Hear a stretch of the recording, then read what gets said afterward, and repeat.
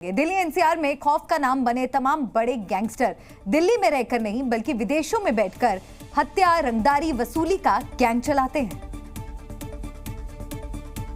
का सबसे बड़ा हथियार सोशल मीडिया है, जिस पर ये लॉरेंस बिश्नोई, नीरज बवाना, हिमांशु भाऊ जैसे बड़े गैंगस्टर की वीडियो क्राइम थीम के साथ अपलोड करते हैं। और न सिर्फ लोगों को डराने के लिए इसका इस्तेमाल होता है, बल्कि इसके जरिए नए युवाओं को भी रिक्रूट करते हैं। नीरज बवाना और लॉरेंस बिश्नोई जैसे गैंगस्टर तो जेल में हैं, लेकिन इनका गैंग विदेशों से संभाला जा रहा है। कनाडा में बैठा गोल्डी बराड लॉरेंस का गैंग चला रहा है। इंटरनेशनल गैंगस्टर्स हो गए। उनकी वजह यह है कि जो नामी गैंगस्टर हैं, जो कि अपना नाम चमका रहे हैं, वो लोग विदेशों में बैठ जाते हैं और वो अपने गुर्गों के थ्रू, जो कि जहाँ से उन्होंने एक्सटॉर्शन करना है या कुछ हफ्ता वसूली करना है या दूसरा पैसा इकट्ठा करना है अपने लिए, उन लोगों के द्वारा जो उनको डायरेक्शन देते हैं विदेश में बैठे हुए, और वो लोग उनका काम करते हैं, जो यहाँ के लोकल आदमी है उनके ऊपर। अभी हाल ही में सोनीपत एनकाउंटर के बाद फिर से सुर्खियों में आया हिमांशु भाऊ भी विदेश में बैठे और सोशल मीडिया से आतंक का खौफ पैदा करता है। सूत्रों की माने तो हिमांशु भाऊ बेहद ऑर्गेनाइज तरीके से सोशल मीडिया के जरिए उन नौजवानों को अपने गैंग में शामिल करता है जिन्हें पैसों की सख्त जरूरत हो और जिनके खिलाफ छोटे मोटे मुकदमे भी दर्ज हैं। इन युवाओं के जरिए वो अपना एक्सटॉर्शन का रैकेट चलाता है। विदेशों से गैंग चलाने वालों की 28 गैंगस्टरों की लिस्ट भी केंद्रीय एजेंसियों ने जारी की है, जिसमें 9 कनाडा से, 5 अमेरिका से और बाकी यूके, पुर्तगाल, यूएई समेत तमाम देशों से गैंग को ऑपरेट करते हैं। विदेश में बैठे गैंगस्टर्स को पकड़ने में पुलिस को कानूनी अड़चनें भी आ रही हैं। लगातार ऐसे गैंगस्टरों पर नकेल कसने के लिए दिल्ली पुलिस इंटरपोल की मदद से उन्हें भारत लाना तो चाहती है, लेकिन देश की सीमा से बाहर होने की वजह से उन्हें ला पाना बड़ा मुश्किल साबित हो रहा है। और यही वजह है विदेशों में बैठकर ये लोग दिल्ली और एनसीआर समेत एक्सटॉर्शन का एक ऑर्गेनाइज्ड रैकेट चला रहे हैं। धमकी देने के नाम पर अंधाधुंध फायरिंग की जाती है और उसके बाद एक्सटॉर्शन की कॉल की जाती है। नहीं देने पर हत्या तक कर दी जा रही है। इसको लेकर दिल्ली पुलिस बाकी राज्यों की पुलिस के साथ इंटरस्टेट कोऑर्डिनेशन करके ऐसे गैंगस्टरों के जितने भी शूटर हैं उनकी एक लिस्ट तैयार कर रही है, ताकि पहले उन्हें काबू किया जा सके और उसके बाद विदेशों में बैठे उनके आकाओं पर शिकंजा कसा जा सके। जो गैंग विदेश से बैठकर अपने खौफ का धंधा दिल्ली, एनसीआर और बाकी राज्यों में चला रहे हैं, वो कौन है वो भी आपको बताते हैं। लिस्ट में सबसे पहला नाम गोल्डी बराड का है। ये लॉरेंस बिश्नोई गैंग की कमान संभाल रहा है। इसकी लोकेशन अमेरिका में ट्रेस की गई है। पंजाबी सिंगर सिद्धू मूसेवाला हत्याकांड का ये मास्टरमाइंड है। गैंगस्टर टॉप लिस्ट में दूसरा नाम है हिमांशु भाऊ का। ये गैंग, हिमांशु भाऊ का गैंग जो सरगना है और इसकी आखिरी लोकेशन पुर्तगाल में पाई गई थी। हत्या, वसूली समेत तमाम केस दर्ज हैं। हरियाणा, दिल्ली, एनसीआर में ये गैंग एक्टिव है। तीसरा नाम है रोहित गोदारा का। ये भी बिश्नोई गैंग का है और इस गैंग का अहम सदस्य है। इसकी लोकेशन यूरोप में पाई गई है। इस पर ही करणी सेना के अध्यक्ष सुखदेव सिंह गोगामेडी की हत्या का आरोप है। चौथा नाम है कपिल सांगवान का।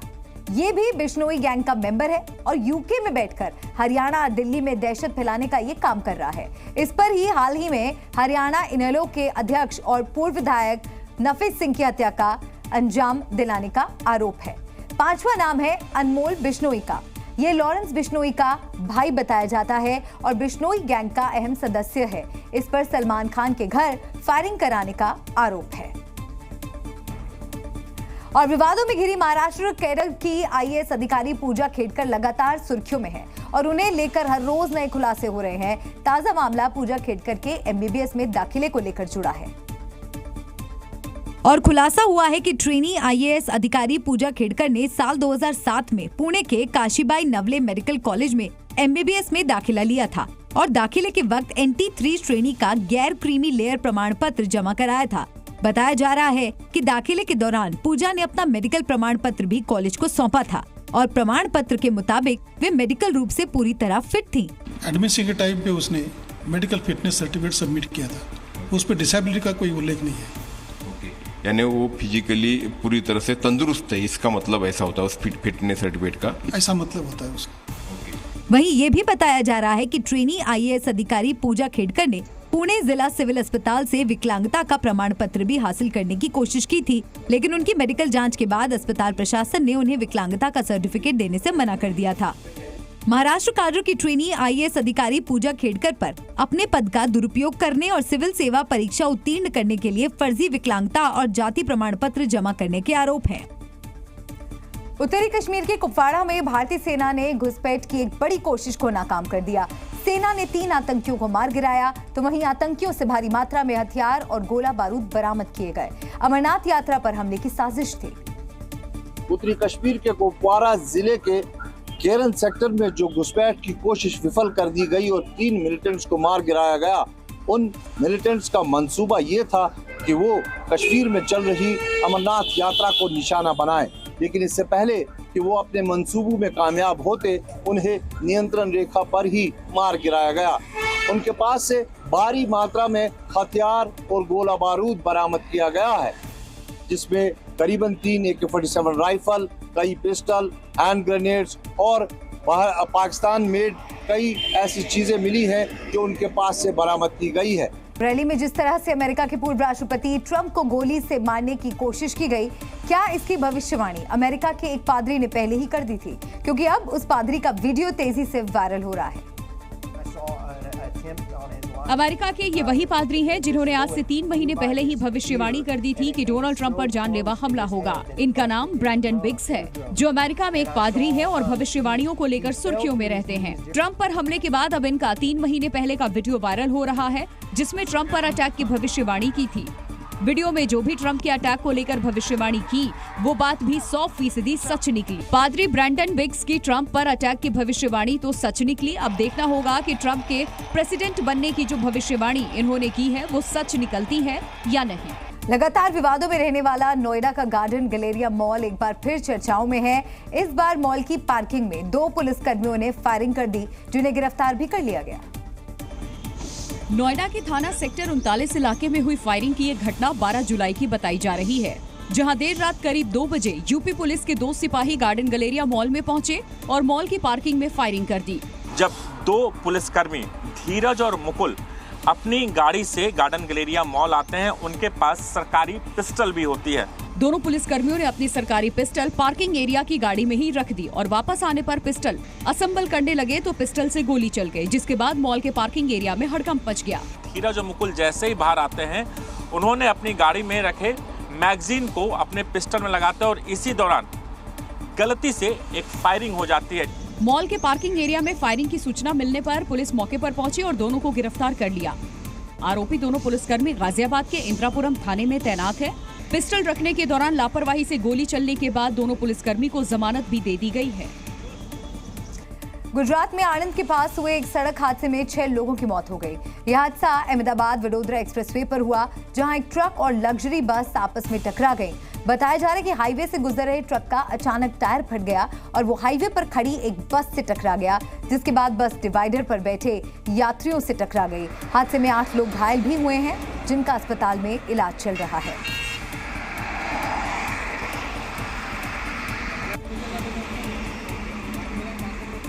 और यूपी के बरेली में पुलिस ने बीती रात मुठभेड़ के दौरान 25,000 के इनामी बदमाश को गिरफ्तार किया है। पुलिस और बदमाशों के बीच ये मुठभेड़ फतेहगंज थाना इलाके के लखनापुरी मोड़ पर हुई, जहां बदमाशों ने पुलिस को देखते ही उन पर फायरिंग शुरू कर दी, जिसके जवाब में पुलिस ने भी फायरिंग की और मुठभेड़ के बाद 25,000 के इनामी बदमाश जुनैद और उसके एक साथी को गिरफ्तार कर लिया। इनामी बदमाश जुनैद कई आपराधिक मामलों में शामिल था और पुलिस लंबे समय से उसकी तलाश कर रही थी। पुलिस ने गिरफ्तार किए गए दोनों बदमाशों को अस्पताल में भर्ती कराया है। वहीं मुठभेड़ में यूपी पुलिस के एक सिपाही को भी गोली लगी है, जिसका अस्पताल में इलाज चल रहा है। केरल के कन्नूर में एक किसान को सोने से भरा खजाना मिला। खाते में बारिश के लिए गड्ढे खोदते वक्त दिहाड़ी मजदूरों को ये खजाना मिला। ये कीमती सामान चिंगलाबी में सरकारी स्कूल के पास एक रबर के बागान में किसानों को मिला। खजाने में 17 मोती की माला, 12 सोने के लॉकेट और 4 मेडल, 5 प्राचीन अंगूठियां, झुमके का एक सेट और कई चांदी के सिक्के शामिल हैं। हालांकि कुछ मजदूरों को डर था कि कंटेनर में काले जादू का सामान या फिर कोई विस्फोटक भी हो सकता है, लेकिन कंटेनर खोलने के बाद मजदूरों का डर खुशी में बदल गया, जिसके बाद मजदूरों ने इसके बारे में पंचायत के अधिकारियों और पुलिस को जानकारी दी और सामान सौंप दिया। पुरातत्व विभाग खुदाई से मिली वस्तुओं की जांच करेगा और ये पता लगाएगा कि आखिर कंटेनर कब का है और कहां से आया है। हालांकि शुरुआती आकलन से पता चलता है कि ये वस्तुएं बहुत पुरानी हैं। देश के कई राज्यों में बारिश के बाद बाढ़ जैसी स्थिति बन गई। जगह जगह से मानसून आफत बनकर बरसता दिखा, जिसकी वजह से लोगों की परेशानियां बढ़ गईं। पहली तस्वीर एमपी के खरगोन से आई। वहां जोरदार बारिश की वजह से हालात बद से बदतर हो गए। बांकुर नदी में नगरपालिका का टैंकर बहता दिखाई दिया और सड़कों पर सैलाब नजर आया और कई इलाके पानी में डूबे दिखे।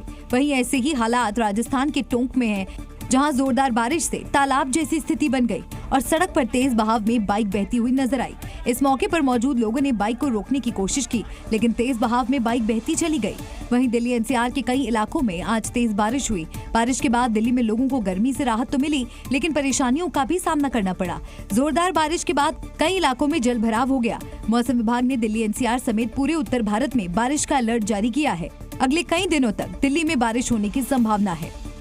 वैसे तो आपने कई तरह की नदियां, तालाब और झरने देखे होंगे, लेकिन क्या कभी खूनी झरने के बारे में सुना है? ऐसे ही एक झरना अंटार्कटिका में बहता है, जिसे खूनी झरने के नाम से जाना गया, जिसे देखकर हर कोई हैरत में पड़ जाता है। अंटार्कटिका के जिस हिस्से में ये झरना बहता है, वहाँ सूरज की किरणें महीनों तक नहीं पहुँचती।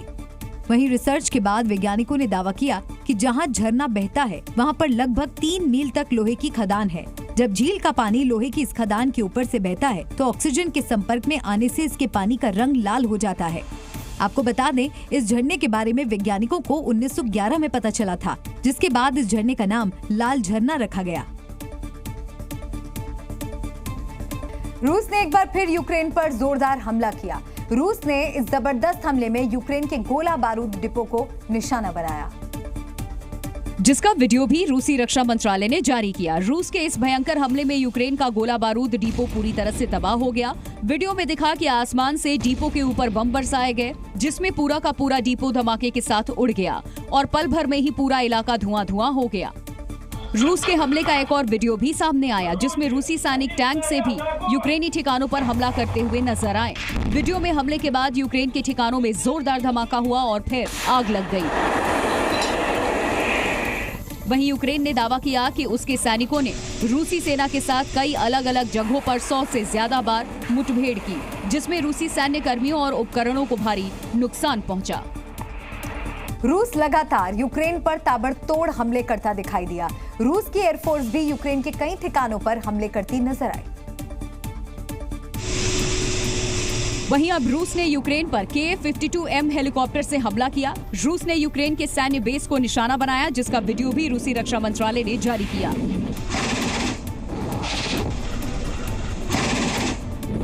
वीडियो में रूसी हेलीकॉप्टर यूक्रेन के सैन्य ठिकानों पर एक के बाद एक कई मिसाइलें दागता नजर आया। रूस ने यह हमला चासेव यार के पास किया। यह हमला एसिड अनगाइडेड एरियल मिसाइल और लेजर गाइडेड एरियल मिसाइलों से किया गया। रूस ने मिसाइल के जरिए जितने भी यूक्रेन के ठिकानों को चिन्हित किया, सभी को उड़ा दिया गया। वहीं रूस का दावा है कि इस हमले में कई सैनिक मारे गए और कई घायल हो गए।